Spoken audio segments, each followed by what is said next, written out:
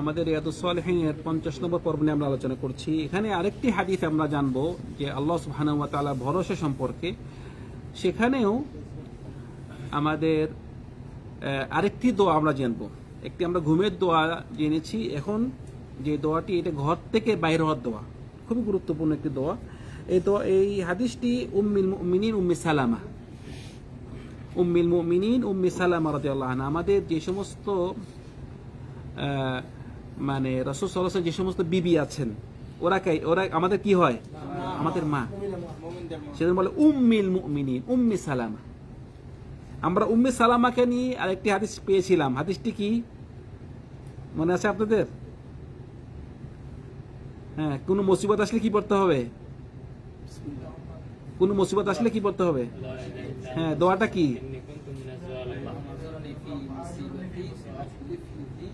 ওয়াখলিফলি খায়রাম মিনহা। উম্মে সালামা হাদিসটি দয়াত করেছে। মানে কেউ যদি কোনো মুসিবত আসে কি বলবে? ইন্না লিল্লাহি ওয়া ইন্না ইলাইহি রাজিউন, আল্লাহুম্মা আজিরনি না আজুরনি, মানে আমাকে তুমি মানে সওয়াব দাও, আজুরনি ফি মুসিবাতি ওয়া আখলিফলি খায়রাম মিনহা, এবং আমাকে এর থেকে ভালো কিছু দাও।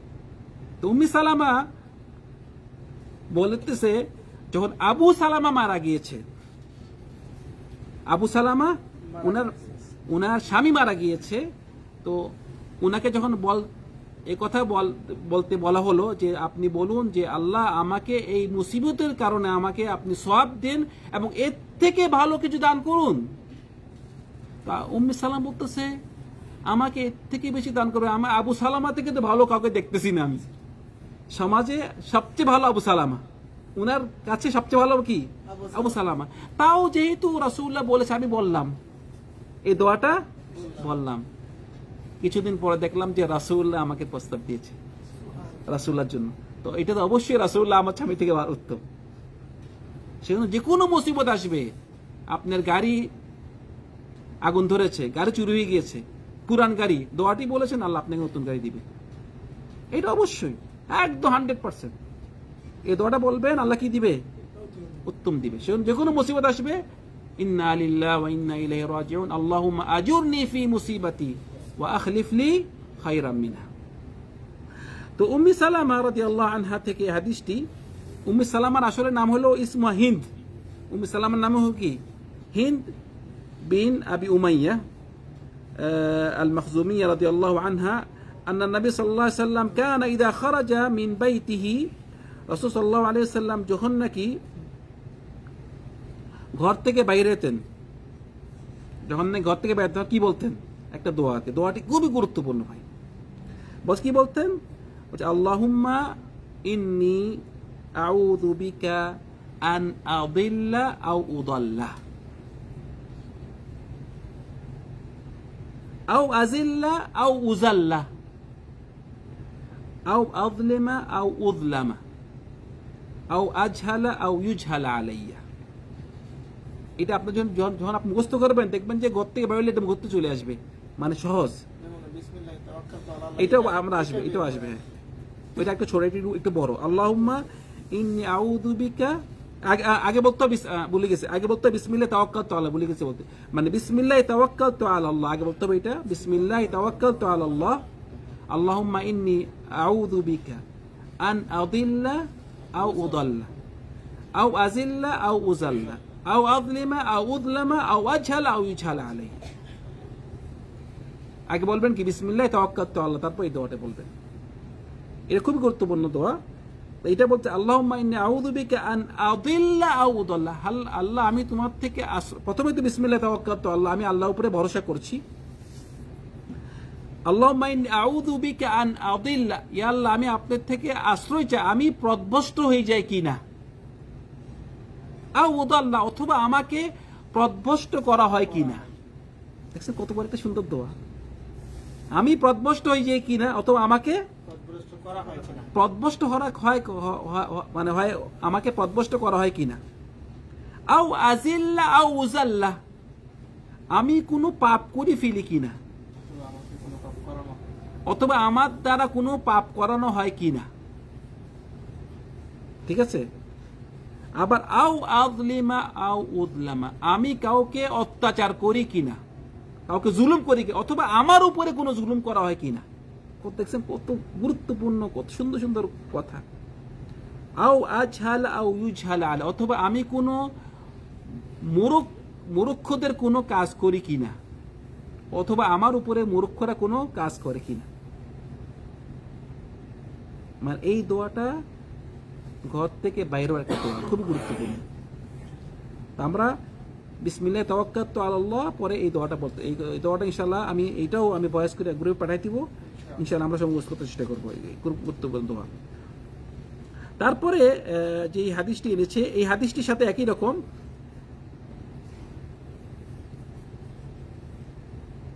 যে হাদিসটি হলো আন আনাস রাদিয়াল্লাহু আনহু قال قال رسول الله صلى الله عليه وسلم, আনাস রাদিয়াল্লাহু আনহু থেকে হাদিসটি। আনাস রাদিয়াল্লাহু আনহু হাদিস ওনার তরজমা অনেকবার জানতে পেরেছি। উনি কি রাসূল সাল্লাল্লাহু আলাইহি ওয়াসাল্লামের কি ছিলেন? খাদেম ছিলেন, প্রায় 10 বছর খেদমত করেছেন। ওনার তরজমা অনেকবার শুনেছি আমরা। এখানে আনাস রাদিয়াল্লাহু আনহু বলতেছেন যে মান ক্বাল, রাসূল সাল্লাল্লাহু আলাইহি ওয়াসাল্লাম বলেছেন যে মান ক্বালা ইয়ানি ইদা খারাজা মিন বাইতিহি, যখন নাকি একজন ব্যক্তি সে নিজের ঘর থেকে যখন বাইরে হবে, যখন সে যদি বলে বিসমিল্লাহি তাওয়াক্কালতু আলাল্লাহ লা হাওলা ওয়ালা কুওয়াতা ইল্লা বিল্লাহ, আশা করি এটা সবার মুখস্থ আছে নাকি? এটা সবার মুখস্থ আছে। এটা কিন্তু খুব গুরুত্বপূর্ণ। আমরা যদি বড়টা না বলি, কমপক্ষে ছোটটা যেন বলি। কি বলবেন? সবাই বলেন বিসমিল্লাহি তাওয়াক্কালতু আলাল্লাহ লা হাওলা ওয়ালা কুওয়াতা ইল্লা বিল্লাহ। আবার বলুন সবাই।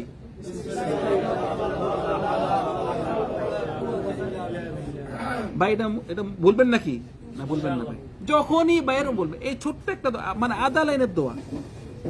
আমাদের যে আল্লাহর উপরে ভরসা করতেছি, এই ভরসার একটা মানে খুবই গুরুত্বপূর্ণ একটা দোয়া। আমি আল্লাহর উপরে তাওয়াক্কুল, বিসমিল্লাহ, আমি শুরু করছি কার উপরে ভরসা করে? আল্লাহর উপরে। লা হাওলা ওয়ালা, আমাকে কোনো পরিবর্তন, আমার কোনো পরিবর্তন করতে পারবে না, আমার পাপ থেকে উঠতে আসতে পারবো না, আমার কোনো শক্তি নেই, একমাত্র আল্লাহ ছাড়া। তো কেউ যদি এই দোয়াটা করে, তার পুরস্কার করা জানেন? 4টা পুরস্কার। মানে আধা লাইনের দোয়া পুরস্কার 4। এই পুরস্কারটা আপনার গ্যারান্টি, 100% গ্যারান্টি। কেউ যদি এই দোয়াটা করে, বলতেছে ইউকালু লাহু, তাকে বলা হয় হুদিতা। প্রথম পুরস্কার, তুমি হেদায়েত পেয়েছো, তুমি হেদায়েত পেয়েছো।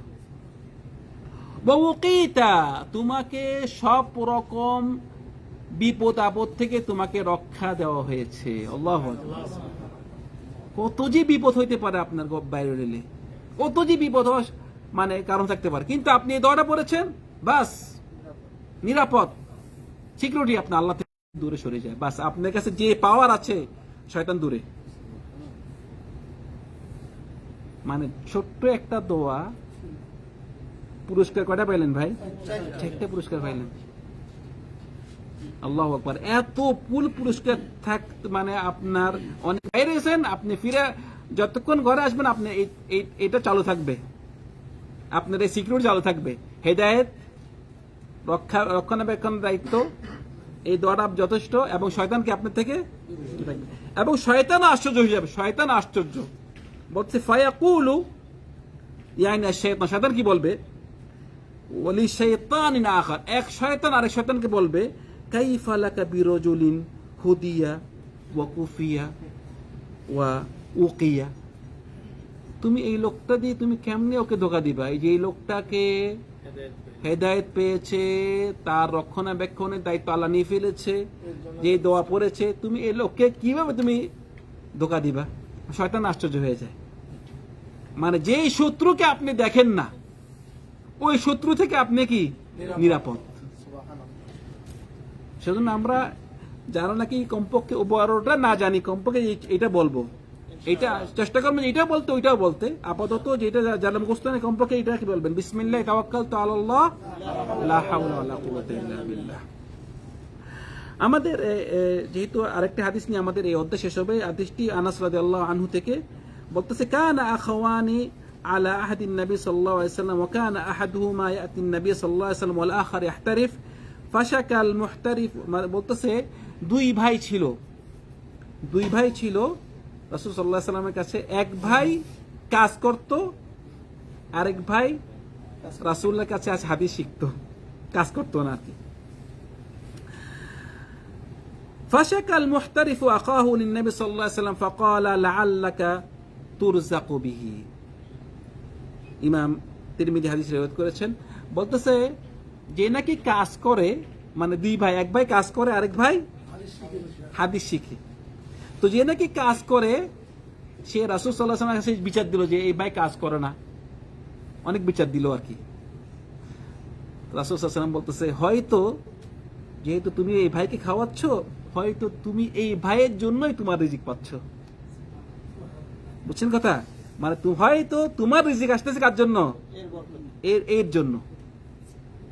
সেজন্য কেউ যদি কাউকে খাওয়ায়, মানে কেউ যদি আপনার আন্ডারে থাকে, মানে এখন আমাদের এই ভাই কাজ করে, সে ওর ভাই দায়িত্ব নিয়েছে, মানে সে তালেবে ইলম দায়িত্ব নিয়েছে, এমন আছে ওই তালেবে ইলমের জন্যই আল্লাহ তাকে খাওয়াচ্ছে আর ভাইকে খাওয়াচ্ছে। সেজন্য ভাইরা কেউ যদি কার দায়িত্ব নেন, বিশেষ করে আপনার মাতা পিতা যখন নাকি বৃদ্ধ হয়ে যায়,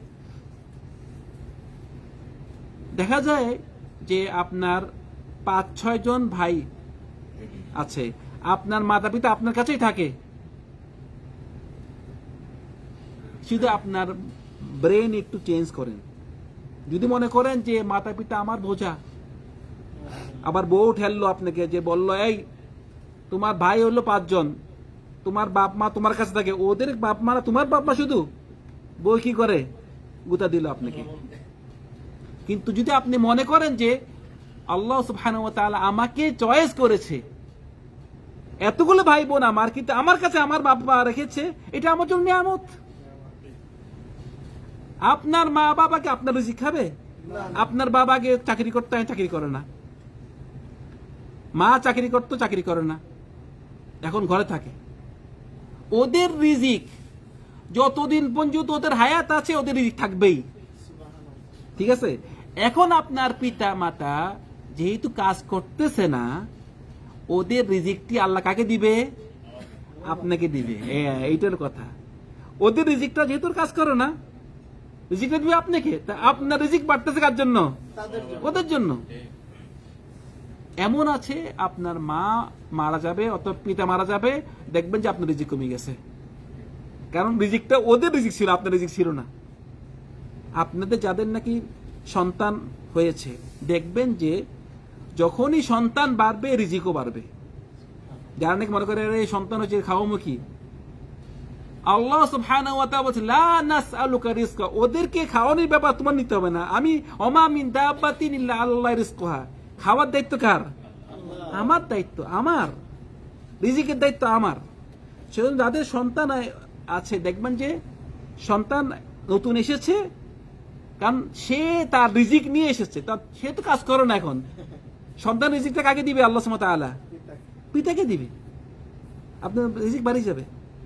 সেজন্য যার কাছে আপনার পিতা মাতা আছে, নিয়ামত মনে করবেন। রিজিকটা, ওদের রিজিকটা আল্লাহ আপনাকে দিচ্ছে, মাঝখানে সবটা আপনি পাচ্ছেন। এটা রহমত না ভাই? মানে আপনার যেমন ধরেন আপনার বেতন 1000, আপনার রিজিক 1000 রিয়াল, আপনার পিতা মাতার রিজিক 2000 রিয়াল, 3000 রিয়াল পাচ্ছেন আপনি, ওদেরটা পাচ্ছেন, মাঝখানে আপনি সবটা পাচ্ছেন। ওদের রিজিকটা ওদেরকে দিচ্ছেন, আপনি কি পাচ্ছেন? সব পাচ্ছেন। রহমত এটা। সেজন্য রহমত মনে করবেন, তখন নিজে শান্তি পাবেন, সব পাবেন। কত বুঝতে পারছেন? এটা হচ্ছে মাতা পিতার সবচেয়ে গুরুত্বপূর্ণ। ভাই বোন হোক, একটা বোনকে আপনি দিচ্ছেন, ভাইকে দিচ্ছেন, কারোর দায়িত্ব নিচ্ছেন, এই এতিম, কোন একটা এতিমকে আপনি চালাচ্ছেন, কত বড় সওয়াবের কাজ। সেজন্য এখানে হাদিসে বলতেছে কি, যখন নাকি ওই ভাই বিচার দিয়েছে, রাসূল কি বলতেছেন যে হয়তো তোমার রিজিক আসতেছে ভাইয়ের জন্য। সেজন্য কাউকে সাহায্য করতে, কারোর দায়িত্ব যখন নেবেন আপনি, এটা আপনারই ফায়দা। আল্লাহ সুবহানাহু ওয়া তাআলা আমাদের সবাইকে, আমরা যেন বেশি আল্লাহর উপরে পুরোপুরি ভরসা করতে পারি। এটা আজকে আমাদের এই হাদিস নিয়ে আমাদের এই অধ্যায় শেষ হলো। আল্লাহ সুবহানাহু ওয়া তাআলা আমাদেরকে, আমরা যা যা শুনেছি তা আমল করার তৌফিক দান করুন। ওয়া সাল্লাল্লাহু আলা সাইয়্যিদিনা মুহাম্মদ ওয়া আলা আলিহি ওয়া সাহবিহি আজমাইন। আসসালামু আলাইকুম ওয়া রাহমাতুল্লাহি ওয়া বারাকাতুহু।